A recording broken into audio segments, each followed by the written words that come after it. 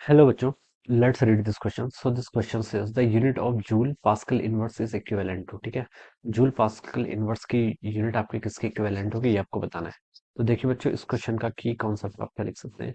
The key concept of this question, आपको यहाँ per unit बतानी है किसकी, जूल पास्कल इनवर्स की। तो हम लिख सकते हैं आपका यूनिट लिख लीजिए। इस क्वेश्चन का की कॉन्सेप्ट क्या लिख लीजिए, यूनिट। ठीक है, तो देखिए बच्चों, आपको के पास क्या गिवन कर रखा है, जूल पास्कल इनवर्स। ठीक है, जिसको हम कैसे लिख सकते हैं, जूल डिवाइडेड बाय पास्कल। ठीक है, ऐसे लिख सकते हैं।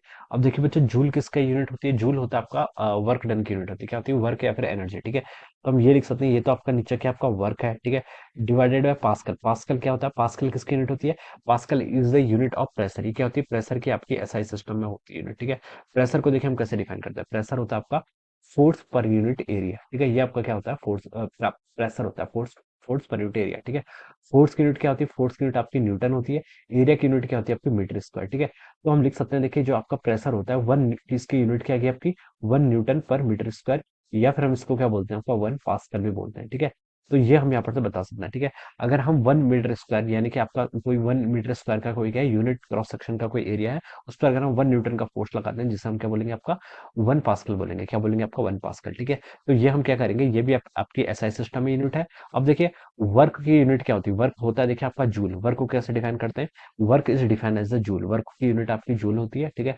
तो आपको यहाँ पर यूनिट्स बतानी है ना, तो जूल वर्क को देखिए हम कह सकते हैं फोर्स इनटू डिस्प्लेसमेंट लिख सकते हैं। फोर्स क्या यूनिट क्या होती है, न्यूटन, और डिस्प्लेसमेंट होती है मीटर। ठीक है, न्यूटन मीटर बोल दीजिए या फिर जूल बोल दीजिए, दोनों आपका क्या सेम ही है। ठीक है, और प्रेशर की यूनिट बच्चों यहाँ से क्या होगी आपकी, न्यूटन पर मीटर स्क्वायर। ये आपका यहाँ पर से ऐसा हो जाएगा। ठीक है, अब बच्चों देखिए, न्यूटन से तो आपका क्या हो गया, न्यूटन कैंसिल हो गया, ऊपर क्या बच गया, सिर्फ आपका मीटर। यहाँ पर बच गया आपका 1 डिवाइडेड बाय मीटर का स्क्वायर। ठीक है, अब इसको ऊपर लेके जाएंगे तो ये कितना हो जाएगा आपका, मीटर क्यूब के इक्वल हो जाएगा। ठीक है, so this will be the, ये आपका इक्विवेलेंट हो जाएगा। ठीक है, हमें देखिए ऑप्शन में भी गिवन कर रखा है, तो देखिए बच्चों, ये आपका मीटर क्यूब इसका क्या हो जाएगा, इक्विवेलेंट हो जाएगा किसका, जूल पास्कल इनवर्स का। तो देखिए बच्चों, किससे मैच कर रहा है, ये आपका ए ऑप्शन से मैच कर रहा है।